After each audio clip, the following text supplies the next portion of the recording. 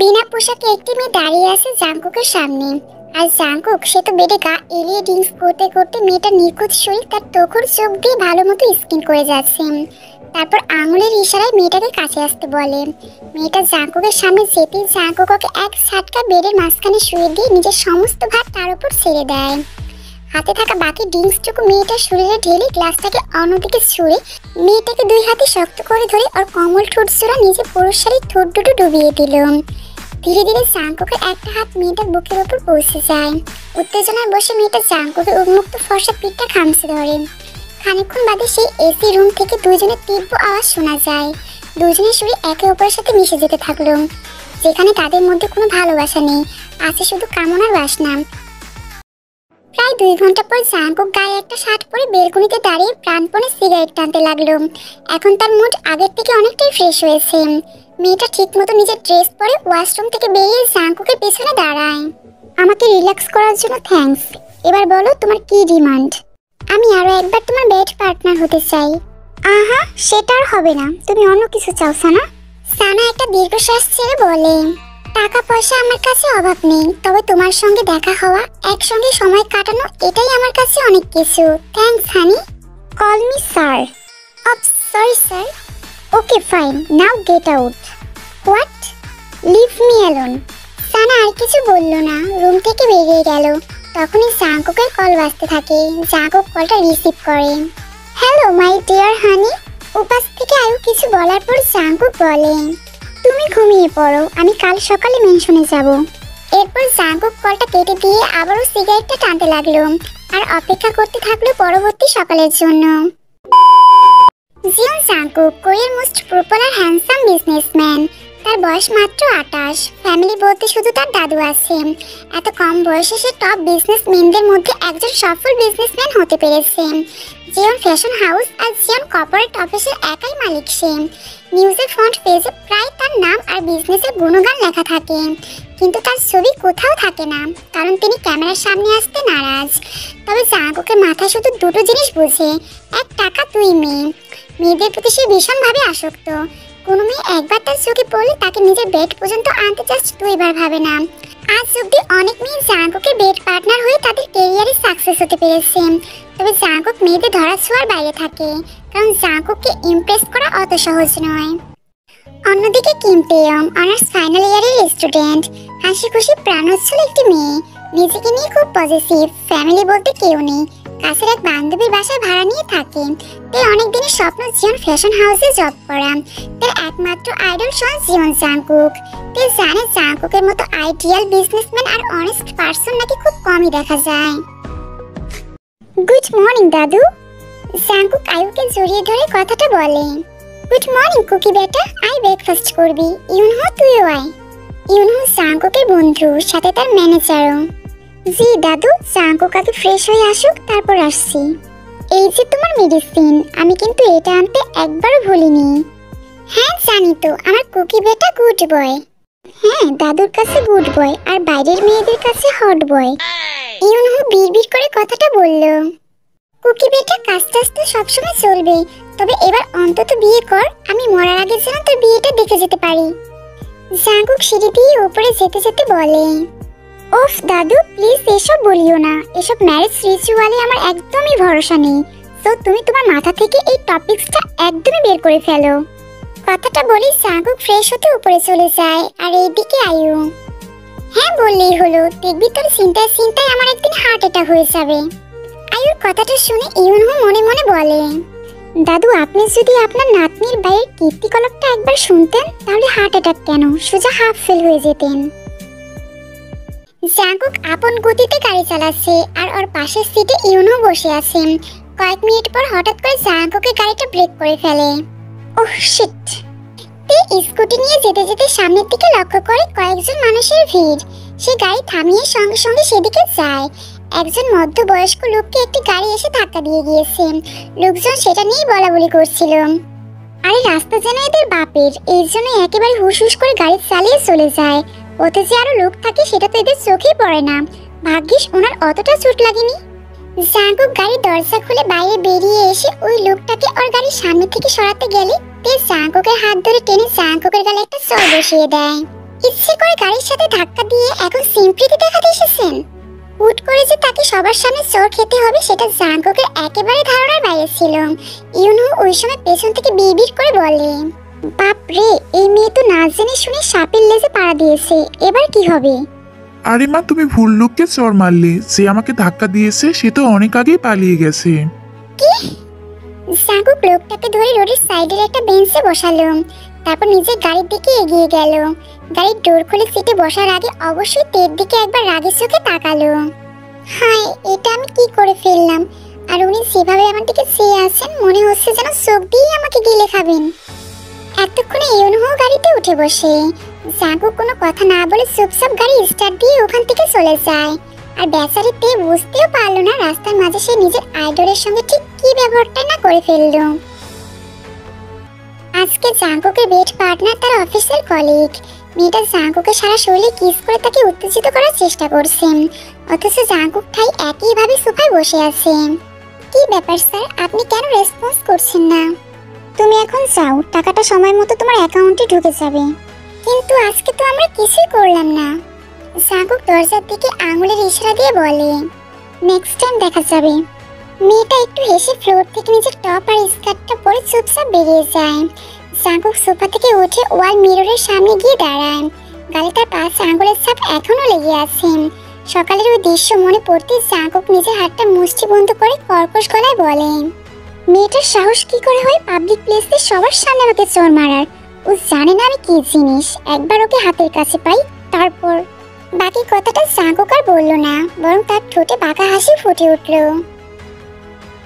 ফোনের রিংটোনে তার ঘুম ভেঙে যায়। ঘুম ঘুম চোখে ফোনটা কানে ধরে বলে, বলো সুগা। বাবা, ম্যাডাম এখনো ঘুমাচ্ছে নাকি? কাল রাত পর্যন্ত প্র্যাকটিক্যাল করতে হয়েছে, আর আজকে সেটা জমা দিতে হবে। ও আচ্ছা শোনো, আজকে গ্রিনল্যান্ড হোটেলে বিজনেসম্যানদের একটা গেট টুগেদার পার্টি অ্যারেঞ্জমেন্ট করা হয়েছে। তুমি রাতের মধ্যে চলে এসো। ঠিক আছে, চলে আসবো। ওকে, তাহলে এখন রাখছি, বাই। কল কেটে যাওয়ার পর তে হাই তুলতে তুলতে বেড থেকে নেমে ফ্রেশ হয়ে নেয়। তে তাড়াতাড়ি স্কুটিটা পার্ক করে সিকিউরিটি গার্ডকে নিজের আইডি কার্ডটা দেখিয়ে দৌড়ে গ্রিনল্যান্ড হোটেলে ঢুকতে গেলে একজনের সঙ্গে ধাক্কা খায়। হায় আল্লাহ, আমার কপালটা গেল। এই তে, তুমি ঠিক আছো তো? তে এবার মাথা তুলে সামনে সুগাকে দেখে বলে, ওহ তুমি এরকম ভাবে ছুটে আসছিলে কেন? সরি, একটু লেট হয়ে গেল, আসলে রোডে অনেক জ্যাম ছিল। ইটস ওকে, যাও গিয়ে ড্রেস চেঞ্জ করে নাও। অলরেডি গেস্টটা আসতে শুরু করে দিয়েছে। কাউন্টার থেকে ড্রিঙ্কস নিয়ে তুমি সবাইকে সার্ভ করতে থাকো। সুগা তের পাশ কাটিয়ে চলে যেতে গেলে তে তখনই সুগার হাতটা ধরে বলে, সুগা, একটা কথা জিজ্ঞেস করব? হ্যাঁ বলো। আজকে নিশ্চয়ই জাঙ্কুক স্যার আসবে? জাঙ্কুকের নামটা শুনে সুগার মুখ থেকে সঙ্গে সঙ্গে হাসি গায়েব হয়ে যায়। তোমাকে তো আগেই বলেছি যে জাঙ্কুক এই পার্টিতে আসলেও খুব ক্লোজ কয়েকজন ছাড়া বাকিরা কেউই তাকে চিনতে পারবে না। তাহলে কবে তার দেখা পাবো? সুগাতের প্রশ্নের উত্তর না দিয়ে কথা ঘুরিয়ে বলে, তে লেট হয়ে যাচ্ছে, তাড়াতাড়ি তোমার কাজে যাও। তে আর কোনো কথা না বলে ভেতরে চলে যায়। আর এইদিকে সুগাতের যাওয়ার দিকে তাকিয়ে মনে মনে বলে, যদি তুমি একবার জাঙ্কুকের আসল রূপটা দেখতে, তাহলে ওকে দেখার জন্য বারবার মরিয়া হয়ে উঠতে না। ঘন্টা খানিকের মধ্যেই হোটেলে জাঙ্কুক আর ইউনহো চলে আসেন। পার্টিতে থাকা বেশিরভাগ মেয়েদেরই নজর কাড়ে জাঙ্কুককে দেখে। আরে মিস্টার জিয়ন জাঙ্কুক জি, এখানে কেন? ডান্স ফ্লোরে চলেন, একটু এনজয় করা যাক। সরি, আপনি ইউনহোকে নিয়ে যান, আমি একটু আসছি। কথাটা বলেই হোটেলের পাশে সুইমিং পুলটার দিকে চলে যায় জাঙ্কুক। এদিকে তে সকলকে ড্রিঙ্কস সার্ভ করতে করতে হঠাৎ তার চোখ যায় পুলের দিকে। একজনকে দাঁড়িয়ে থাকতে দেখে তার কাছে এগিয়ে আসে ড্রিঙ্কস অফার করতে। Excuse me sir. কারোর ডাকে জাঙ্কুক পেছনে ঘাড় ঘোরাতেই তে পুরো স্ট্যাচু হয়ে যায়। কি, এ তো কালকের উনি। ইস, আমি কি এখনো মনে রেখেছি নাকি? এদিকে জাঙ্কুক সরু চোখে তের দিকে তাকিয়ে আছেন। জাঙ্কুককে এভাবে তার দিকে তাকিয়ে থাকতে দেখে তে বলে, স্যার এনি ড্রিঙ্কস? জাঙ্কুক কিছু না বলে ট্রে থেকে একটা ড্রিঙ্কসের গ্লাস নিয়ে নেয়। Please enjoy this moment. কথাটা বলে তে সামনের দিকে ঘুরে যেতে গেলে আচমকাই পায়ের সঙ্গে পা বেঁধে পানির মধ্যে পড়ে যায় তে। তে ইতিমধ্যে পুলের মধ্যে হাত পা ছুড়ছে এবং সাহায্যের জন্য কাউকে ডাকছেন, অথচ আশেপাশে জাঙ্কুক ছাড়া কেউ নেই। জাঙ্কুক এক হাত জিন্সের পকেটে দিয়ে দিব্যি দাঁড়িয়ে ড্রিঙ্কস করছেন আর সামনে থেকে পানিতে ডুবতে দেখছেন। কিছুক্ষণ পর জাঙ্কুক ঠোঁটের কোণা বাঁকা হাসি দিয়ে বলে, আহা, নাইস মোমেন্ট। জাঙ্কুক আবারও ড্রিঙ্কস নিতে নিতে দেখে তে পানির মধ্যে হাত পা ছোড়া বন্ধ করে দিয়েছে। এটা দেখা মাত্রই জাঙ্কুক গ্লাস ফেলে দিয়ে সোজা পানিতে ঝাঁপ দেয়। তে পুরোপুরি পানির গভীরে যাওয়ার আগে জাঙ্কুক ওকে উপরের দিকে টেনে তোলে। তারপর থেকে নিজের কোলে তুলে নিয়ে একটা রুমের মধ্যে নিয়ে গিয়ে বিছানায় শুয়ে দেয়। তেকে শুয়ে দেওয়ার পর জাঙ্কুক ওখান থেকে চলে যাওয়ার জন্য পা বাড়ালেই পরক্ষণেই পেছনে ঘুরে তের দিকে তাকায়। তের মাথার চুল থেকে পায়ের নখ পর্যন্ত একবার চোখ বুলিয়ে নেয়। তে দেখতে এমনিতেই অনেক সুন্দর, তার মধ্যে থেকে ভেজা শরীরে আরো বেশি আকর্ষণ লাগছে। জাঙ্কুক মনে মনে বলে, মেয়েদেরকে যে ভেজা শরীরে এতটা আকর্ষণীয় লাগে সেটা তো আগে জানা ছিল না। কথাটা বলে জাঙ্কুক ধীরে ধীরে তের দিকে এগিয়ে আসলো। তে শার্টটা ভিজে শরীরের সাথে পুরো লেপটে থাকাতে স্পর্শকাতর জায়গাগুলো জাঙ্কুকের সামনে ভেসে উঠেছে। জাঙ্কুক এক হাত দিয়ে তের মুখের উপর লেগে থাকা বিন্দু বিন্দু পানির কণাগুলো মুছে দিতে লাগলো। হালকা গোলাপি ভেজা ঠোঁটটাও বাদ পড়লো না। তে এসব কিছু টের না পাওয়াতে জাঙ্কুকের সাহসটা আরেকটু বেড়ে গেল। নিজের হাত দিয়ে মুখ থেকে সোজা গলা, বুক বেয়ে পেটের মধ্যখান নিয়ে এসে থামায়। ভেজা কাপড়ের মধ্য দিয়েও তের নাভিটা স্পষ্ট দেখা যাচ্ছে। জাঙ্কুক সেটার দিকে এক দৃষ্টিতে তাকিয়ে থাকলো। মেয়েদের শরীর নিয়ে তার অনেক অভিজ্ঞতা আছে, অথচ আজ প্রথমবার সে কোনো মেয়েকে এভাবে দেখছে। মনের অজান্তে জাঙ্কুকের হাতটা তের পেট বরাবর নিমাংসের দিকে নেমে আসে। সেখানে হালকা চাপ দিতে তে সামান্য কেঁপে ওঠে, তবে চোখ করলো না। জাঙ্কুক সাথে সাথে নিজের হাতটা সরিয়ে নেয়।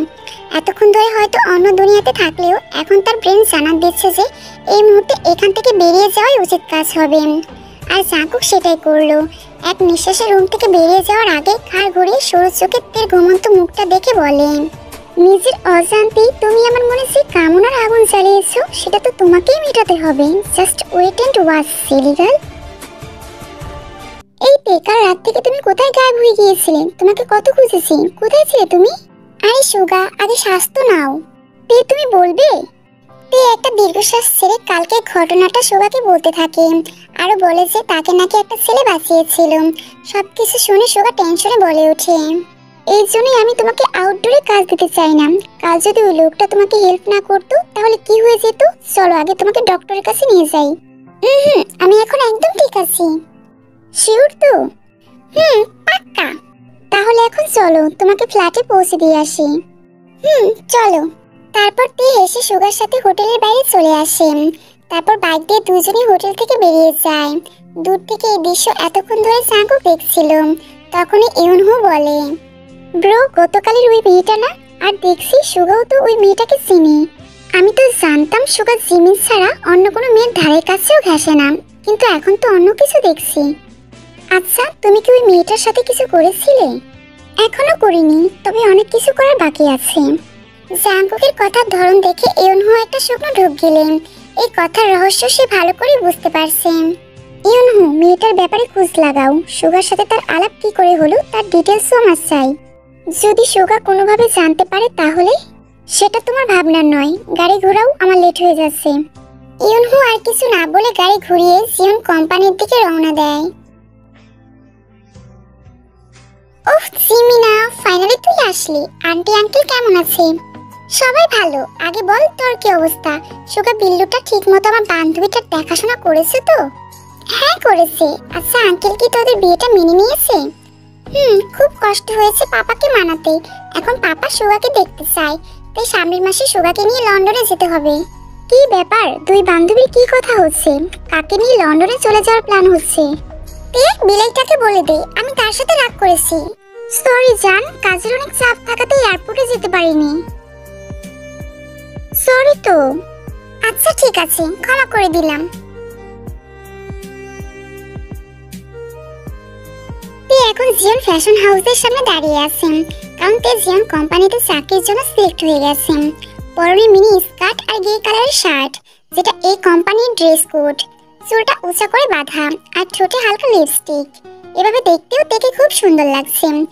তে বুক ভরে শ্বাস নিয়ে কোম্পানির ভেতরে প্রবেশ করে। তারপর রিসেপশনে গিয়ে যাবতীয় ফর্মালিটি পূরণ করতে থাকলো। আর এইদিকে সেই সময় জাঙ্কুক কফির কাপ হাতে নিয়ে করিডোরের থাই গ্লাস দিয়ে বাহিরটা দেখছিল। কিছুক্ষণ পর তার চোখ যায় রিসেপশনের হলের দিকে। সেখানে থেকে দাঁড়িয়ে থাকতে দেখে কিছুটা বুড়ো কুচকায়। তবে পরে জাঙ্কুককে ড্রেস কোড দেখে ভালো মতো লক্ষ্য করে বুঝতে পারে তে ইন্টার্নশিপের ক্যান্ডিডেট। তখনই ইউনহো জাংকুকের কাছে আসে আর জাংকুক ইউনহোকে দেখে বলে, তোমাকে যে একটা মেয়ের ব্যাপারে খোঁজ নিতে বলেছিলাম সেটা কি ভুলে গেছো? সেটাই বলতে এসেছি। মেয়েটার নাম কিম তেয়ং, বিকম ফাইনাল ইয়ারের স্টুডেন্ট আর বর্তমানে তিনি জিওন কোম্পানিতে ইন্টার্নশিপ করেছে। গটগট করে তার ডিটেলসটা বলার পর ইউনহোর এবার খেয়াল হলো, জিওন কোম্পানি? জাংকুক, ও তো আমাদের অফিসেই। নিচের দিকে তাকাও। ইউনহো জাংকুকের দৃষ্টি অনুসরণ করে নিচের দিকে তাকাতেই তেকে দেখতে পায়। তে খাবারের ট্রে হাতে নিয়ে জিসুর সাথে বকবক করতে করতে আয়ুর কাছে আসেন। আয়ুর সামনে একটা গ্লাস দিয়ে বলে, আমার বানানো স্পেশাল লাচ্ছি, খেয়ে বলো তো কেমন হয়েছে। তুমি আবার এইসব করতে গেলে কেন? ম্যাম, আমি ওকে বারণ করেছিলাম কিন্তু ও তো আমার কথা শুনলই না। উফ দাদু, তুমি আগে খেয়ে বলো তো কেমন হয়েছে। আয়ু লাচ্ছিটা খেয়ে বলে, ফাটাফাটি। ভাগ্যিস তুমি আজকে রাস্তায় অ্যাক্সিডেন্টের হাত থেকে আমাকে বাঁচিয়েছো, তা না হলে তো আমি আজকে মরে যেতাম। দাদু, এমন কথা বলবে না। ম্যাম, তে খুব ভালো মেয়ে, তের সাথে আমার পরিচয় ছিল আগে থেকেই। তখনই সোফায় থাকা জাংকুকের কোট থেকে তার ফোনের রিংটোন শোনা যায়। কুকি তো ওর ফোনটা নিয়ে যেতে ভুলে গেছে। জিসু, ফোনটা ওকে দিয়ে আসো। কি? ম্যাম, আমি এখন স্যারের রুমে যেতে পারবো না। সকালে আমার ওপর খুব রেগেছিলেন উনি। আমি আজ আর তার সামনে যাচ্ছি না। তে, তুমি একটু আমার কুকির ফোনটা রুমে গিয়ে দিয়ে আসবে। আমি আমি তো বাইরের লোক, উনি তো আমার উপর আরো বেশি রাগ দেখাবেন। নো টেনশন, তুমি যাও, আমি তো আছি। সিঁড়ি দিয়ে উঠে বাঁদিকে 3 নম্বর রুমটা। তে আর কি করবে, তাই জাংকুকের কোটটা হাতে নিয়ে উপরে চলে যায়। রুমের দরজা খুলে বেডের উপরে কোটটা রেখে জলদি সামনের দিকে ঘুরতে গেলে একজনের সাথে জোরে ধাক্কা খায়। আর আচমকা ধাক্কা খাওয়ার ফলে তাল সামলাতে না পেরে বেডের মধ্যে ধপ করে পড়ে যায়। তে ভয়ে সাথে সাথে চোখ বন্ধ করে নেয়। তবে তে যখন বুঝতে পারলো ওর ওপর ভারী কিছু একটা আছে, নিমিষেই চোখ খুলে সামনের মানুষটাকে দেখে রীতিমতো ছটকা খায়, সাথে জাংকুকও। তেকে এত কাছ থেকে দেখে জাংকুক নিঃশব্দ চোখে তের দিকে তাকিয়ে থাকে। তের গোলাপি ঠোঁটগুলো তাকে বেশ টানছে, তাই জাংকুক আস্তে আস্তে তের আরো কাছে মুখ নিয়ে যায়। কিন্তু কিছুক্ষণ পর জাংকুকের ধ্যান ভাঙলো তের ধাক্কাতে। জাংকুক সাথে সাথে বেড থেকে সোজা হয়ে দাঁড়াতেই তে যেন এবার হাঁপসে বাঁচলো। আপনি এখানে কি করছেন? মানে, তুমি আমার রুমে এসে আমাকে প্রশ্ন করছো? ও, তা প্রুফ আছে কি এটা যে আপনার রুম? তের এরকম কথাতে জাংকুকের বেশ রাগ উঠলো। জাংকুক তের দিকে এগোতে এগোতে ধীর কণ্ঠে বলল, এখন কি তোমার কাছে আমাকে প্রুফ দিতে হবে? জাংকুককে এইভাবে তার দিকে এগিয়ে আসতে দেখে তে আস্তে আস্তে পিছিয়ে যেতে থাকলো। ও আল্লাহ, ইনি এগিয়ে আসছেন কেন? আমার সাথে আবার উল্টাপাল্টা কিছু করবে না তো? এটা ভাবতেই তের গলা শুকিয়ে আসে। তে ভয়ে আরো একটু পিছিয়ে যেতে ডেস্কের সাথে ঠেকে যায়। তেকে এইভাবে ভয় পেতে দেখে জাংকুক মনে মনে হাসে। জাংকুক তের একদম মুখোমুখি দাঁড়িয়ে তের দিকে নিচে হাতটা বাড়াতেই তে চোখ কিছু বন্ধ করে নেয়। মুহূর্তের মধ্যেই তের কানে একটা কাঁচ ভাঙার আওয়াজ আসে। তে চোখ খুলে দেখে ফ্লোরে একটা শোপিস ভেঙে পড়ে আছে। এই সুন্দর জিনিসটা আপনি ভাঙলেন কেন? বিকজ এটা আমার রুম। তুমি যে ফ্লোরে দাঁড়িয়ে আছো সেটা আমার, তোমার পিছনে যে ডেস্কটা আছে সেটাও আমার, এন্ড ইউ সেখানে বড্ড বেমানান। জাংকুকের তেরা কথা শুনে তে এবার জাংকুকের দিকে আঙুল তুলে রাগী গলায় বলে, দেখুন মিস্টার, আপনার মতো এত শৌখিন মানুষ আমি নই, তা বলে আমাকে অপমান করার আপনার রাইট নেই। জাংকুক তের হাতটা ধরে তেকে নিজের কাছে টেনে বলে, আওয়াজ নিচে, এটা তোমার বাড়ি নয়। তের এবার ভীষণ কান্না পাচ্ছে, ওকে কেউ কোনোদিন এভাবে কথা শোনায়নি। দাদু, আমি এবার আসছি। এখন তো অনেক রাত হয়ে গেছে, একটু দাঁড়াও, তোমাকে বরং কুকি পৌঁছে দিয়ে আসবে। আমাকে আবার কোথায় যেতে হবে? জাংকুক সিঁড়ি দিয়ে নামতে নামতে কথাটা বলল। তুই তো এখন বেরোচ্ছিস, তাহলে দেখে ওর বাড়িতে পৌঁছে দিয়ে আয়, অনেক রাত হয়ে গিয়েছে, মেয়েটা একা যেতে পারবে না। না দাদু, আমি একাই চলে যেতে পারবো। জিসু তখন মাথা নিচু করে জাংকুকের দিকে লাচ্ছির গ্লাসটা বাড়িয়ে দেয়। এখন কি লাচ্ছি দেওয়ার টাইম? ওফ কুকি, এত মাথা গরম করিস কেন? লাচ্ছিটা একবার খেয়ে তো দেখ, তারপর শুধু খেতেই যাবি। কে বানিয়েছে এটা? তে বানিয়েছে। তের কথা শুনে জাংকুক চুপচাপ জিসুর হাত থেকে গ্লাসটা নিয়ে ধপধপ করে সবটুকু খেয়ে নিল। ভালো লেগেছে? জাংকুক গ্লাসটা জিসুকে দিয়ে তের দিকে তাকিয়ে মাথা নাড়িয়ে হ্যাঁ বলে। তারপর বেরোনোর সময় তের উদ্দেশ্য বলে, দাদু, আমি বাইরে বেশিক্ষণ ওয়েট করতে পারবো না। বলি গটগট পায়ে জাংকুক বাইরে বেরিয়ে যায়। তবে তেকে এখনো দাঁড়িয়ে থাকতে দেখে আয়ু বলে, আরে যাও, নয়তো কুকি তোমাকে রেখে চলে যাবে। তে আর কি করবে, সবাইকে বিদায় জানিয়ে জলদি বাইরের দিকে ছুটে চলে যায়। মেয়েটাকে আমার ভীষণ ভালো লেগেছে, আমার মনে হচ্ছে ওরা একে অপরকে আগে থেকে চিনে। কুকির বউ হলে কেমন হবে জিসু? কি স্যার, আর রাজি হবে কি? আমার মন তো বলছে হবে। জাঙ্কুককে গাড়ির মধ্যে বসে থাকতে দেখে তে কিছু না ভেবে গাড়ির পিছনের ডোর খুলতে চায়। আমাকে কি তোমার ড্রাইভার মনে হয়? সামনে এসে বসো। তে কিছু না বলে সামনের সিটে যেয়ে বসে পড়লো। তারপর তের কাছ থেকে অ্যাড্রেসটা শুনে জাঙ্কুক গাড়ি স্টার্ট দেয়। গাড়ির ভেতরে দুইজনই নীরব। অবশ্য মাঝে মাঝে জাঙ্কুক আর চোখে থেকে দেখে যাচ্ছে। 10 মিনিট ধরে তেকুক জেমে বসে আছে। এবার জাঙ্কুকের চোখে মুখে বিরক্তির ছাপ ফুটে উঠল। এর মধ্যেই আকাশ ঘন কালো মেঘ জমেছে, সাথে হালকা বিদ্যুৎ চমকাচ্ছে। বৃষ্টি নামতে আর বেশি সময় লাগবে না। জাঙ্কুকের অ্যাপার্টমেন্টের সামনে গাড়ি থামাতেই তে তাড়াতাড়ি নিজের ব্যাগ নিয়ে বড় গেটের ভিতরে চলে যায়। তারপর জাঙ্কুক নিজের অ্যাপার্টমেন্টের দিকে যায়, কিন্তু গাড়ি পার্ক করে বাইরে বেরিয়ে আসার সময় তার চোখে যায় পাশের সিটে পড়ে থাকা ফোনটার দিকে। ফোনটা হাতে তুলতেই লক স্ক্রিনে তের একটা মিষ্টি ছবি ফুটে ওঠে। জাঙ্কুক বুঝতে পারলো এটা তের ফোন, তাই জাঙ্কুক দেরি না করে তার পাশের অ্যাপার্টমেন্টের দিকে পা বাড়ায়। এবার মেঘ গুরু গুরু করে মুষলধারায় বৃষ্টি শুরু হয়ে যায়। জাঙ্কুক তের রুমের সামনে কলিং বেল বাজাতেই মিনিট খানিকের মধ্যেই উপাস থেকে দরজা খোলে। তে তোমার ফোন। বাকি কথাটা বলার মাঝেই তের দিকে চোখ তুলে তাকাতেই জাঙ্কুক থমকে যায়। সদ্য গোসল করে যে মেয়েটা ওয়াশরুম থেকে বেরিয়ে এসেছে সেটা তার পোশাক দেখে বোঝা যাচ্ছিল। বেবি পিঙ্ক কালারের একটা ড্রেস, যেটাতে হাঁটু অব্দি পরা ছিল। চুলগুলো দুই ভাগ কাঁধের দুই সাইডে রাখা, সেখান থেকে টপ টপ করে পানির ফোঁটা পড়ছিল। আর যে জিনিসটা জাঙ্কুকের সবচেয়ে বেশি নজর কেড়েছে সেটা হলো তের ফর্সা বুক। তের কপাল বেয়ে বিন্দু বিন্দু পানির ফোঁটাগুলো যেন তার বুকের ক্লিভেজে গিয়ে আরো সৌন্দর্যটা বাড়িয়ে দিয়েছে। হোটেলে সেই রাতের কথা জাঙ্কুকের আবার মনে পড়ে গেল। দেখে ভিজে শরীরে যেন লাস্যময়ী লাগছে, যেন এই মেয়েটার প্রতি আসক্ত না হয়ে পারাই যায় না। জাঙ্কুকের ভাবনার মাঝে তে কখন থেকে যে জাঙ্কুকে ডেকে যাচ্ছে সেদিকে জাঙ্কুকের একদমই হুঁশ নেই। এই যে মিস্টার, আপনি কোথায় হারিয়ে গেলেন? এবার জাঙ্কুকের হুঁশ আসে। জাঙ্কুক সাথে সাথে তের হাতে ফোনটা দিয়ে শুধু আসছি কথাটা বলে ওখান থেকে যেতে গেলে সেই সময় জোরে একটা বাজ পড়ে। সাথে সাথে বৃষ্টির বেগও বেড়ে যায়। আপনি চাইলে ভিতরে বসে ওয়েট করতে পারেন, এত বৃষ্টির মধ্যে কি করে যাবেন? জাঙ্কুক কিছুক্ষণ চুপ থেকে তের সাথে ভিতরে চলে যায়। তারপর গা থেকে ব্লেজারটা খুলে লিভিং রুমে সোফায় আয়েশ করে বসে। দাদুকে ফোন করে জানিয়েছেন? না, এখনো জানাইনি। আচমকার বাইরে ঝড় আলো জোরে শুরু হয়, আর তখনই বিদ্যুৎ চলে যায়। পুরো অ্যাপার্টমেন্ট অন্ধকার হয়ে যায়। তে একটা মোমবাতি জ্বালিয়ে সেলফের উপর রেখে সামনে ঘুরতে গেলে হঠাৎ ডেস্কের সাথে পা বেঁধে সোজা জাঙ্কুকের উপর পড়ে যায়। জাঙ্কুক এটার জন্য একদমই প্রস্তুত ছিল না। তের শরীর থেকে আসা মিষ্টি সুবাসটা জাঙ্কুকের নাক অব্দি পৌঁছাতেই সে একটা লম্বা শ্বাস নেয়। অন্যদিকে তে ভয়ে ভয়ে জাঙ্কুকের দিকে তাকায়, কিন্তু আশ্চর্য ব্যাপার, জাঙ্কুকের চোখে মুখে কোনো রকম রাগের চিহ্ন নেই, বরং এক অদ্ভুত মাদকতা ছড়িয়ে রয়েছে। জাঙ্কুকের হাত অটোমেটিক্যালি তের কোমর বেয়ে কাঁধ পর্যন্ত এসে তের ভেজা চুলগুলো সেখান থেকে সরিয়ে ঘাড় আর কাঁধে নিজের ঠোঁট ছুঁয়ে দেয়। তে বুড়ো কুচকে চোখ বন্ধ করে নেয়। তে শরীর যেন অবশ হয়ে যাচ্ছে, কিন্তু কিছু বলতে চাইলেও গলার মধ্যে যেন কথা আটকিয়ে যাচ্ছে। ততক্ষণে জাঙ্কুকের ঠোঁট জোড়া তের কাঁধ পেয়ে আরো নিচে নামতে থাকে। তের পিঠের চেনটা অনেকটাই খুলে যাওয়াতে জাঙ্কুক একটা হাত সেই সময় তের উন্মুক্ত পিঠে চেপে ধরে, আর অন্য হাতটা তের হাঁটুর কাছে এসে ধীর গতিতে তের ড্রেসটার উপরের দিকে তুলতে থাকে।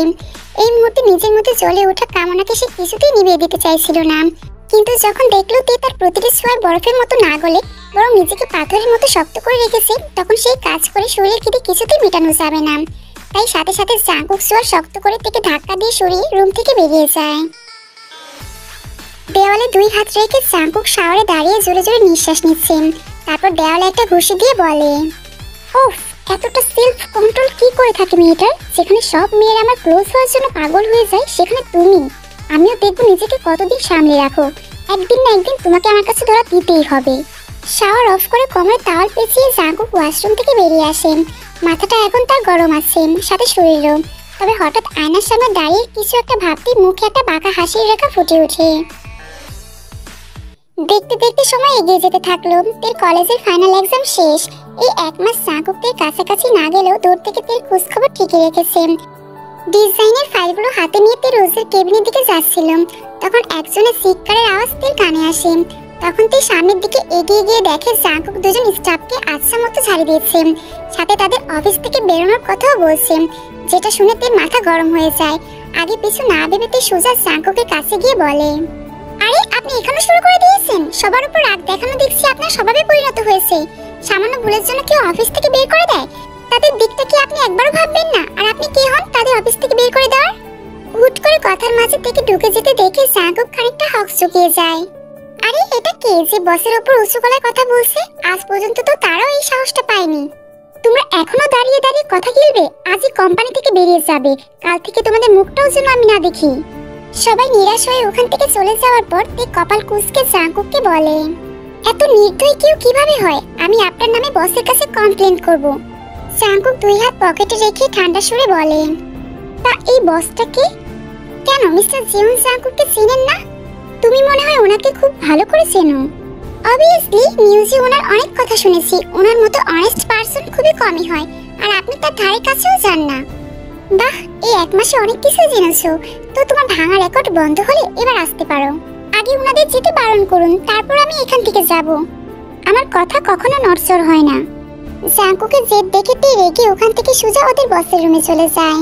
তারপর কেবিনের দরজাতে নক করে, কিন্তু ভেতর থেকে আওয়াজ না পাওয়ায় তে হালকা দরজা খুলে দেখে কেবিনে কেউ নেই। টেবিলের উপর শুধু ফাইল আর ল্যাপটপ ছিল। তে ধীরে ধীরে ভেতরে এসে টেবিলের কাছে গিয়ে দুইবার স্যার ডাকার পরেও কোনো উত্তর পেল না। কিন্তু পেছন থেকে আচমকায় দরজা বন্ধ করার আওয়াজ পেয়ে তে কেঁপে ওঠে। ঘাড় ঘুরিয়ে ওর থেকে কিছুটা দূরে জাঙ্কুকে দাঁড়িয়ে থাকতে দেখে তে বলে, স্যার কোথায়? জাঙ্কুক মুখে এক কোণা হাসি দিয়ে তের পাশ কাটিয়ে বসের চেয়ারে গিয়ে আরাম করে বসে। তো বলুন মিস্তে, এখানে আসার কারণটা কি? মানে? হ্যাঁ সিলিগাল, এখনো মানেটা বুঝুনি? যার সাথে এত ঝামেলা করো, এত টক্কর নাও, যার মেনশনে হুটহাট করে চলে যাও, তার ব্যাপারে জানার প্রয়োজনও মনে করো না। এখন কি এটাও প্রুভ করতে হবে যে আমি জিউন জাঙ্কুক? জাঙ্কুকের কথা শুনে তে পুরো হতবাক হয়ে যায়। যাকে এতদিন ধরে নিজের আইডল ভেবে এসেছিল, যাকে সবাই কোল্ড নেচারে ভাবতো, সে যে বাস্তবে এতটা এরোগেন্ট হতে পারে সেটাতে স্বপ্নেও ভাবেনি। কি হলো, মুখ বন্ধ হয়ে গেল? আমি নিজে এই জব করব না। আপনার মতো অসভ্য লোকের সাথে আমি কিছুতেই কাজ করব না। ব্যাস এইটুকু বলেই তুই সেখান থেকে চলে যেতে গেলেই জাঙ্কুক সাথে সাথে চেয়ার ছেড়ে উঠে থেকে টেবিলের সাথে চেপে ধরে বলে, সবকিছু কি তোমার কথা মতো করতে চাও? এখানে তুমি নিজের ইচ্ছেতে আসতে পারলেও যাবে আমার ইচ্ছেতে। আর কি যেন বললে? অসভ্য। ওটা বলেও আবার আমার সামনে উচ্চারণ করলে তখন অসভ্য তামিটাও দেখিয়ে দেব। তের চোখের কোণায় এবার পানি চলে আসে। কি চান কি আপনি? কেন আমার সাথে এত রুডলি ব্যবহার করেন? জাঙ্কুক তের দুই বাহু চেপে ধরে তের মুখের সামনে এসে টেবিল হাসি দিয়ে বলে, যদি বলি তোমার শরীর, তাহলে দেবে কি সেই সুযোগ? তে এবার প্রচন্ড রেগে গিয়ে বলে, দেখুন এবার আপনি লিমিট ক্রস করে ফেলছেন। লিমিট ক্রস তো এখন করবো সিলিগাল। পাকা হাসি দিয়ে কথাটা বলে জাঙ্কুক এক ঝাটকায় তের বাঁধা চুলটা খুলে ফেলে। তারপর চুলের মধ্যে হাত ডুবিয়ে মুহূর্তের মধ্যে তের ছোট জোড়া নিজের ঠোঁটের মাঝে দখল করে নেয়। এইরকম আক্রমণের জন্য তে মোটেও প্রস্তুত ছিল না, তাই তে রীতিমতো হাত দিয়ে জাঙ্কুককে ধাক্কা দিতে থাকে। তের এই কাণ্ডে জাঙ্কুক কিছুটা রেগে গিয়ে তের ঠোঁটে জোরে কামড় বসিয়ে তের হাত দুটো কোমরের সাথে শক্ত করে ধরে রাখে। বেশ অনেকক্ষণ ধরে জাঙ্কুক মন মতো থেকে কিস করে যাচ্ছে। তবে আস্তে আস্তে হাতের বাঁধন হালকা হতে তে জাঙ্কুককে একটা জোরে ধাক্কা দিয়ে ঘন ঘন নিঃশ্বাস ফেলে বলে, কি ভাবেন কি আপনি নিজেকে? কোন অধিকারে বারবার আপনি আমার সঙ্গে এমন করেন? জাঙ্কুক আলতো হেসে তের সামনে একটু এগিয়ে এসে তের ফোলার ঠোঁটের উপর স্লাইড করতে করতে ধীর কণ্ঠে বলে, অধিকার কেউ কাউকে দেয় না, বরং অধিকারটা করে নিতে হয়। জাঙ্কুক, তোর নতুন বিয়ের জন্য আজকে সবার ইন্টারভিউটা নিয়ে নিই। সবার না, শুধু তের ইন্টারভিউটাই নেবে। মানে কিম তেয়ং, তোমার পার্সোনাল অ্যাসিস্ট্যান্টের জন্য শুধু তার ইন্টারভিউটাই কেন নেব? কারণ আমি চাই সবসময় তে আমার চোখের সামনে থাকুক, বুঝতে পেরেছো? ইউনহো মুখে কিছু না বলে হেঁটে মাথা নাড়িয়ে ওখান থেকে বেরিয়ে যায়। ওয়েল ডান তে, তোমার ইন্টারভিউ খুব ভালো হয়েছে। Thank you ma'am. You so lucky girl, তুমি একবারই আমাদের বসে বিয়ে হয়ে গিয়েছো। কাল থেকে তোমার ডিউটি শুরু। কি? রোজের কথা শুনেতে সোজা চেয়ার ছেড়ে উঠে দাঁড়ায়। মাথার উপর যেন ঝড় হচ্ছে। যে ছেলেটা থেকে দিনরাত কথা শোনায়, তের সাথে অসভ্যতামি করে, সেই ছেলের সাথেই নাকি ওকে কাল থেকে সারাদিন কাজ করতে হবে। হায় আল্লাহ, এটা কি হলো আমার সাথে? প্রায় 30 মিনিট ধরে জাঙ্কুক থেকে দাঁড়িয়ে রেখে সুইমিং পুলে গোসল করে যাচ্ছে। এবার তের খুব বিরক্ত লাগছে। স্যার, জাঙ্কুক স্যার, আপনি কি পানির মধ্যে ঘুমিয়ে পড়লেন নাকি? আল্লাহ, এই আমি কোথায় এসে ফাঁসলাম? এই অসভ্য লোকটার বিয়ে হয়ে তো খুব বিপদে পড়ে গেলাম। তখনই হুট করে জাঙ্কুক পানির উপরে চলে আসে, যার ফলে তে খানিকটা ঘাবড়ে গিয়ে পিছনে চলে যায়। জাঙ্কুক দুই হাত দিয়ে কপালের সামনে থাকা ভেজা চুলগুলো উল্টিয়ে সুইমিং পুল থেকে উঠে এসে একজনকে কল করে টাওয়ালটা পেঁচিয়ে রুমে চলে যায়। এতক্ষণ ধরে পুরো ব্যাপারটাতে হা করে দেখছিল, মানে ও যে এখানে আসে জাঙ্কুক সেটাকে কোনো পাত্তাই দিল না। তবে কিছুক্ষণ পর জাঙ্কুক শার্টলেস অবস্থায় শুধু ট্রাউজার পরে আর গলার মধ্যে ভেজা টাওয়ালটা জড়িয়ে তের সামনে আসে। এনার কি পোশাকের অভাব আছে, নয়তো মাঝে মাঝে আমার সামনে এভাবে চলে আসে কেন? মনে মনে কথাটা বলতে বলতে তে পিছিয়ে যাচ্ছিলাম, কিন্তু হাঁটার সময় ব্যালেন্স রাখতে না পেরে সোজা পুলের মধ্যে পড়ে যাচ্ছিলাম। কিন্তু পড়ে যাওয়ার আগেই জাঙ্কুক পেছন থেকে তে হাত ধরে নেয়। কাছ থেকে বাঁচার জন্য তুমি পানির মধ্যে ঝাঁপ দিতে যাচ্ছিলে? দিস ইজ নট ফেয়ার সিরিগাল। না মানে স্যার, প্লিজ ছেড়ে দিন আমাকে। তীর কথা জাঙ্কুক সাথে সাথে তীর হাত ছেড়ে দেয়। তে ভয় চোখ কিছু বন্ধ করে নেয়, তবে তে কিছু বুঝে ওঠার আগে জাঙ্কুক এক ঝটকায় থেকে ঘুরিয়ে নিজের সাথে মিশিয়ে নেয়। তারপর ওর কোমর থেকে টপটা তুলে উন্মুক্ত পিঠ বেয়ে উপরের দিকে উঠে এসে পিছনের স্টাফটা হুট করে খুলে দেয়। তোমার বুকটা খুব টাইট লাগছিল, তাই একটু লুজ করে দিলাম। জাঙ্কুকের মুখ থেকে এরকম কথা শুনে তে রাগ দেখিয়ে বলতে থাকে, আপনার সাহস কি করে? তের কথা শেষ করতে না দিয়ে জাঙ্কুক তের ঠোঁটে আঙ্গুল দিয়ে স্লাইড করতে করতে বলে, আহা, আমার সাহসটা বরাবরই অনেক বেশি মিসতে। তবে এখানে তোমার সাথে রোমান্স করব বলে তোমাকে ডেকে আনিনি, সেটা না হয় বিয়ের পরেই হবে। তাই উল্টোপাল্টা কিছু ভাবার আগে ভালো করে হাঁটা শিখে নাও, নয়তো বারবার হোঁচট খাওয়ার সময় আমি তোমার পাশে দাঁড়িয়ে থাকবো না। দেখতে দেখতে এক সপ্তাহ কেটে গিয়েছে। এই এক সপ্তাহ জাঙ্কুক তের অনেক খেয়াল রেখেছিল। আজ জিয়ন কোম্পানিতে বড় একটা পার্টির আয়োজন করিয়েছে জাঙ্কুক। সেখানে সবাই উপস্থিত রয়েছে, সাথে তেও। তে আজ শাড়ি পরেছে। জাঙ্কুক আগে যিশুকে বলে দিয়েছিল তে যেন শাড়ি পরে আসে। তে এর আগে কোনোদিন শাড়ি পরেনি। যিশুর জোড়াজুড়িতে ইউটিউব দেখে অনেক কষ্টে রেড কালারের শাড়ি পরেছে। খোলা চুলের সাথে গলায় সাদা স্টোনের একটা লাভ শেপের নেকলেস আর এক হাতে ব্রেসলেট। এই সিম্পল সাজেও তেকে খুব মিষ্টি লাগছে দেখতে। বড় হল রুমের চারদিকে শুধু রেড আর ব্ল্যাক কম্বিনেশনে সেরে গিয়েছে। তার মধ্যে ছেলেদের মুখের ওপর পার্টি মাস্ক থাকাতে কে কোনটা চেনা যাচ্ছে না। রাত বাড়ার সাথে সাথে পার্টির জোশও বাড়তে থাকলো। সবাই নিজেদের পছন্দের মতো পার্টনার চুজ করে তাদের সঙ্গে কাপল ডান্স করছে। যদিও তের এসবে কোনো ইন্টারেস্ট নেই, তাও দাঁড়িয়ে দাঁড়িয়ে দেখছে। হুট করে সব লাইটস অফ হয়ে যায়। হঠাৎ করে একজন মাস্ক পরিহিত ব্যক্তি থেকে হ্যাচকা টান দিয়ে ডান্স ফ্লোরে নিয়ে যায়। আরে কি, ছাড়ো না আমাকে, আমি ডান্স করব না। বাট তুমি তো ভালোই ডান্স করছো। বলতে বলতে লোকটা তের কোমরটা আরো শক্ত করে ধরলো। তে লোকটাকে চিনতে পারছে না, অথচ না চাইতেও সবার মতো ওকেও তার সাথে ডান্স করতে হচ্ছে। তে কোনোভাবে লোকটার থেকে ছুটে সরে যেতে পারলেও আচমকা পেছন থেকে সে তের আঁচল ধরে টেনে তের পিঠটা একদম নিজের বুকের সাথে মিশিয়ে নেয়। বারবার তে তার কাছ থেকে ছাড়া পাওয়ার জন্য ছটফট করছে, কিন্তু কিছুতেই যেন সফল হতে পারছে না। এবার জাঙ্কুক তের ঘাড়ে আলতো করে ঠোঁট ছোঁয়াতে লাগলো। নিমেষে তে চোখ কিছু বন্ধ করে নেয়। এই স্পর্শটা যেন আস্তে আস্তে খুব চেনা লাগছে। জাঙ্কুক, আপনি? তখন জাঙ্কুকের মুখের কোণায় একটা ফিসেল হাসির রেখা খেলে যায়। সাথে সাথে জাঙ্কুক থেকে ছেড়ে তার সামনে হাঁটু গেড়ে বসে পকেট থেকে একটা ডায়মন্ডের রিং বের করে সোজা তের আঙ্গুলে পরিয়ে দেয়, যেটা দেখে তে তো পুরো অবাকের চরম পর্যায়ে চলে গেছে। মুহূর্তের মধ্যে পুরো রুমটায় করতালি আওয়াজ শোনা যায়। জাঙ্কুক তের হাতের তালুর উপর ছোট করে কিস করে আবেগী কণ্ঠে বলে, আই লাভ ইউ তে। জাঙ্কুকের কথা শুনে তে কিছুক্ষণ স্তব্ধ হয়ে দাঁড়িয়ে থাকে। তারপর সবাইকে এড়িয়ে একটা খামের পিছনে দাঁড়িয়ে হাত থেকে রিংটা খোলার চেষ্টা করে, কিন্তু কিছুতেই খুলতে পারে না। রিংটা আঙুলের সাথে একেবারে আটকে আছে। বৃথা চেষ্টা করছো, রিংটা এত সহজে খুলবে না। তখন তে কিছুক্ষণ চুপ থেকে পাশ ফিরে ঝাঁঝালো গলায় বলতে থাকে, এইসবের মানে কি? আমাকে আর কত দিক দিয়ে আপনি হ্যারাসমেন্ট করবেন? এমনি লড়াই করে পারছেন না বলে এখন কি আমার ফিলিংস নিয়ে খেলবেন? তের কথা শুনে জাঙ্কুক নিজের চোয়াল শক্ত করে তেকে সঙ্গে সঙ্গে দেয়ালের সাথে চেপে ধরে। আমি কারোর ফিলিংস নিয়ে খেলছি না, damn it, I really love you. তের ঠোঁটের কোণায় তখন তাচ্ছিল্যের হাসির রেখা ফুটে ওঠে। বিশ্বাস করি না। বাট আমি 100% বিশ্বাস করি। মানে? জাঙ্কুক তের চুলে হাত রেখে মুখে একটা ডেভিল স্মাইল দিয়ে তের কানে ফিসফিস করে বলে, সিলি গার্ল, আমি জানি তুমিও আমায় ভালোবাসো। হাজার হোক আমি তো তোমার প্রথম পুরুষ যে কিনা তোমার এতটা কাছে আসতে পেরেছি, তোমাকে স্পর্শ করতে পেরেছি। Jungkook, dear. আচ্ছা বুঝলাম, আপনি আমাকে ভালোবাসেন, তাহলে প্রুফ দিন। ভালোবাসাটা একটা খেলা নয় যে সবসময় প্রুফ করতে হবে। এটা এমন একটা জিনিস যেটা মন থেকে ফিল না করলে বোঝা মুশকিল। হ্যাঁ সেটাই, আমার সেই মুশকিলটাকেই আপনি সহজ করে দিন। বলো তাহলে কি প্রুফ করতে হবে? আমি সব করতেই রাজি তোমার জন্য। সময় যত এগোতে থাকলো তের চিন্তাও তত বাড়তে থাকলো। ভেবেছিল ওর আইডিয়াতে জাঙ্কুক জলদি হার মেনে যাবে, কিন্তু জাঙ্কুক তো একেবারে গুড বয়ের মতো ঘরের সমস্ত কাজ করে যাচ্ছে। ও আল্লাহ, তার মানে কি সত্যি উনি আমায়?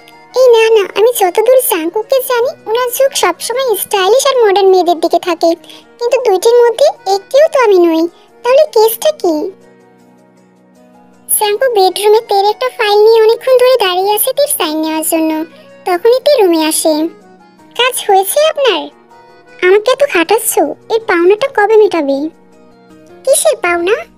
জাঙ্কুক এগিয়ে এসে তের হাত ধরে ওর গলার মধ্যে নাক ঘষতে ঘষতে বলে, প্র্যাকটিক্যালি করছি, তাও বুঝতে পারছো না? আমি কিন্তু এখনো আমার দিক থেকে বলিনি। তুমি মানতে চাও না সেটা বলো, নয়তো এই মুহূর্তে আমাকে দূরে সরিয়ে দিতে। মোটেও না, আপনি সরুন, 1 মাস হতে আরো 2 দিন বাকি আছে। জাঙ্কুক থেকে জড়িয়ে ধরে তের গালে স্লাইড করতে করতে বলে, কিন্তু আমি তো প্রুফ করতে পারলাম। একদমই না, এখনো প্রুফ।